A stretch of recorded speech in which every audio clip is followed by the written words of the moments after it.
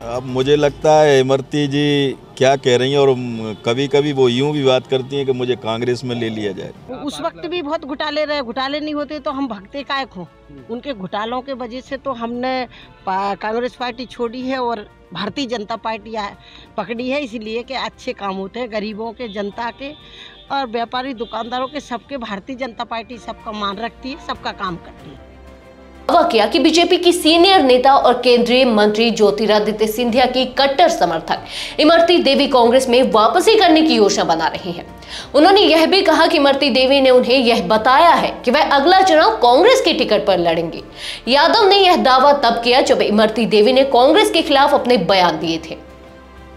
इससे पहले लाखन सिंह यादव ने कहा था कि इमरती देवी उनसे लगातार यह कह रही थी कि मुझे कांग्रेस में ले आइए, मैं बीजेपी में नहीं रहना चाहती। उन्होंने यह भी कहा कि इमरती देवी कभी ना कभी कांग्रेस में लौटने की कोशिश करती रही हैं। उनके इस दावे ने मध्य प्रदेश की राजनीति में हलचल मचा दी है, क्योंकि इमरती देवी का नाम सीधे तौर पर उस घटनाक्रम से जुड़ा हुआ है जिसने 2020 में कमलनाथ की कांग्रेस सरकार को गिराने में अहम भूमिका निभाई थी। इमरती देवी ने लाखन सिंह यादव के बयान पर पलटवार करते हुए कांग्रेस पार्टी पर भ्रष्टाचार और काम न करने का आरोप लगाया था। उन्होंने कहा, कांग्रेस सरकार में कोई काम नहीं होता था, सिर्फ घोटाले होते थे। बीजेपी की सरकार में हर वर्ग के लोगों का काम होता है, चाहे वह आम आदमी हो, दुकानदार हो या किसान। इमरती ने यह भी कहा कि कमलनाथ सरकार के तहत कई बड़े घोटाले हुए थे और कांग्रेस में काम करने का कोई ठोस तरीका नहीं था।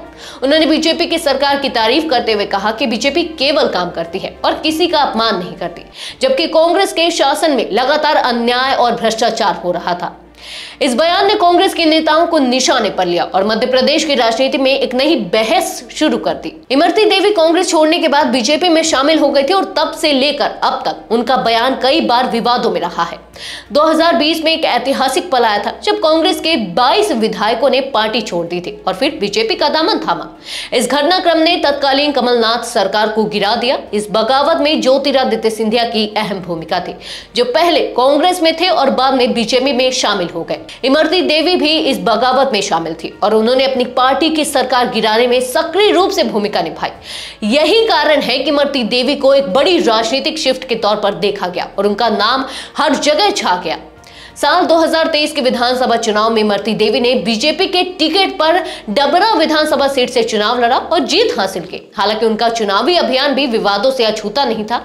एक शिकायत में आरोप लगाया गया कि इमरती देवी ने अपने नामांकन पत्र में अपने आपराधिक रिकॉर्ड को छुपाया था। शिकायतकर्ता ने कहा कि इमरती देवी पर 7 आपराधिक मामले दर्ज है, जिनमें 6 डबरा सिटी थाने और एक पिछोर थाने में दर्ज है।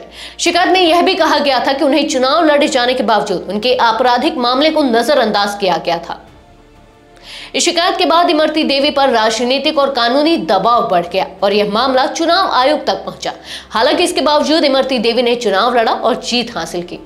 अब सवाल यह है कि लाखन सिंह यादव का दावा कितना सच है। क्या इमरती देवी वाकई कांग्रेस में लौटने की योजना बना रही है या यह केवल एक राजनीतिक रणनीति का हिस्सा है? लाखन सिंह यादव का बयान कुछ नई संभावनाओं को जन्म देता है, क्योंकि यदि इमरती देवी कांग्रेस में लौटती हैं तो यह मध्य प्रदेश की राजनीति में एक बड़ा बदलाव साबित हो सकता है। इमरती देवी के कांग्रेस में लौटने से बीजेपी को झटका लग सकता है और कांग्रेस के लिए एक नया मोर्चा खुल सकता है। मध्य प्रदेश की राजनीति में हर दिन नया मोड़ आ रहा है। इमरती देवी का कांग्रेस में वापसी का विचार और लाखन सिंह यादव के बयान ने प्रदेश की सियासी पिच को और भी दिलचस्प बना दिया है। क्या कांग्रेस पार्टी इस प्रस्ताव पर विचार करेगी या यह सिर्फ एक चुनावी रणनीति है? यह सवाल अब उठता है कि क्या इमरती देवी कांग्रेस के साथ अपने पुराने रिश्ते को फिर से जोड़ने की कोशिश करेंगे या फिर बीजेपी में ही अपने राजनीतिक करियर को आगे बढ़ाएंगे? आपका क्या ख्याल है इस बारे में? क्या इमरती देवी के कांग्रेस में वापसी सियासी समीकरण को बदल देगी? अपनी राय हमें कमेंट में जरूर बताएं। ऐसी ही सियासी खबरों के लिए जुड़े रहें सियासत नगरी के साथ।